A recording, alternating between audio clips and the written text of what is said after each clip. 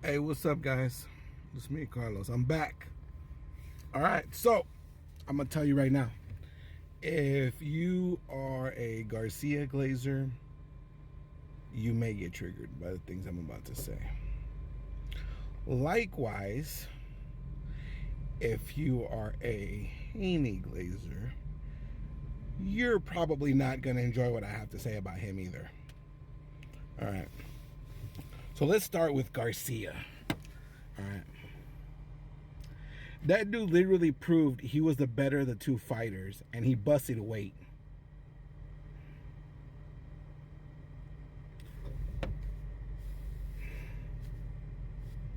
For what? For what? If he'd made weight, and let's say there would have been a 3-pound difference anyways, he still looked like he was about 155 in the ring. Up from down from what, maybe 158, 159? What's the damn difference?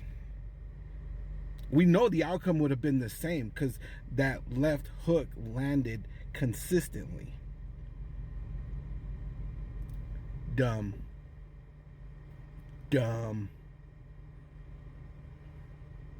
All right, let's move on. A lot of you are saying that Garcia is that guy.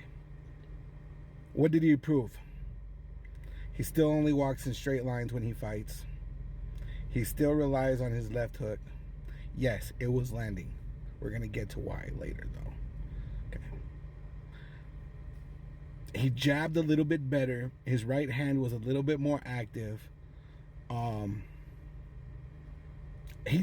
There was no change in anything that he did. His footwork wasn't any better. His defense was slightly better.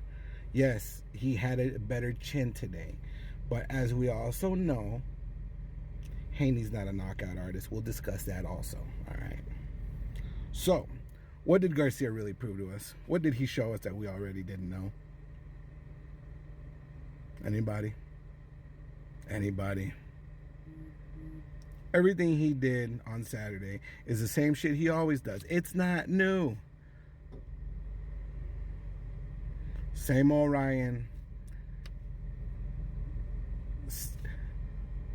The outcome will always be the same with an opponent that doesn't sit there and force him to move his feet and play defense along with everything else. It'll always be that outcome, and some of you will always just jump on his cock and ride. But until he has an opponent that makes him change all of those things and develop those skills, guess what? That's going to be the outcome. There's no two ways around that. That's just it. There's nothing new. In previous videos, yeah, I've talked about he is capable of beating things. He's capable of beating anybody because athletically and his natural gifts that he's given are just make him naturally better than a lot of dudes. But the problem is he doesn't put a lot of work into his weaknesses. He just kind of does the same old shit when he gets in trouble. Bend over and turn his back to his opponent. What? I don't know. He did it. I didn't do it. Now let's get to Haney. Haney literally did everything he shouldn't do in order to win a fight. Like, everything he did was the direct opposite. Like, if they said to go left, he was gonna go right. And I said this in my build-up video. I said, look, you can't stand in front of Garcia and expect to win. It's not gonna happen. What did he do? He stood in front of Garcia and he got fucking rocked.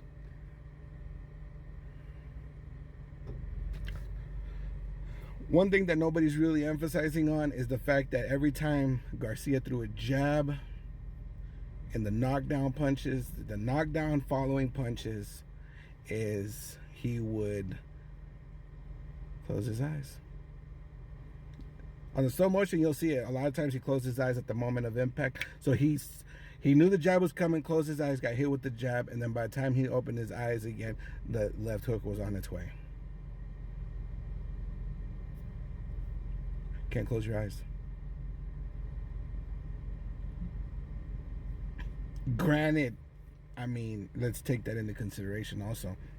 You can't close your eyes, but at the same time, when you've been getting beat as hard as he has, it's at that point, it's probably human nature that's kicking in. But that is a situation where closing your eyes definitely did impact, the outcome of the fight and his freaking health. Because let's be honest, those shots were massive that he took. Those punches were hard. So is Haney what everybody's been claiming? I think he's pretty good. I don't think he's great. I definitely believe that he showed that when you rush him, he's going to panic. And I definitely think that when he's been rocked, he gets gun shy. Because it took him about a round and a half to get out of it after that first time his knees got buckled. Now that first one, I think, is really what set the tone for the entire fight. I'll tell you why. His eyes rolled to the back of his head, so I don't even think he was all there after that. Now, he should have seen it coming, though. He should have known that was bad planning. That was a bad game plan. That was just all around not a good setup, right? You know that's his go-to punch. You have to be able to get away from it or negate it. I said it. He had to use footwork. He had to sit there and work. He had to fight in circles. He didn't do that. And it cost him. Now, some of you are saying he has pillow hands. I'm not going to say he has pillow hands, but I'm going to definitely say he's not a knockout artist.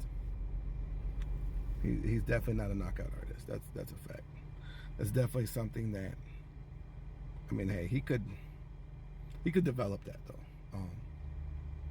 But overall, Haney just proved to us that a healthy Ryan Garcia is a much more dangerous Ryan Garcia. But a fighter with a strong IQ and understands how to move their feet is always going to be Ryan's weakness. I'm just calling it the way I see it. You ain't got to agree with it. You ain't got to like it. I appreciate if you like the video, though. I do want the video like. But there's a lot of things that it exposed on Haney. There's a lot of things that we already knew about Garcia. But what it showed us is that Tank was right for that the rehydration clause. Do I think it would have ended differently? I don't know. Maybe not. Tank's a different fighter. I think he's a lot smarter than Haney. I think he definitely showed that. But I definitely see why he had it. I'm kind of curious to see what the outcome is going to be for both of these guys. I just think it's trash that Garcia doesn't want to be a champ. I don't know. That's stupid. I've heard rumors on why he did it. I'm not going to get into rumors. But yeah, let me know what you think in the comments. I know some of you are going to get really triggered by this. But hey, I'm calling it the way I see it. Yeah. Let me know what y'all think in the comments. As always, this is Carlos at Let's Talk, the voice of El Paso. Talk to me, and I'll talk back.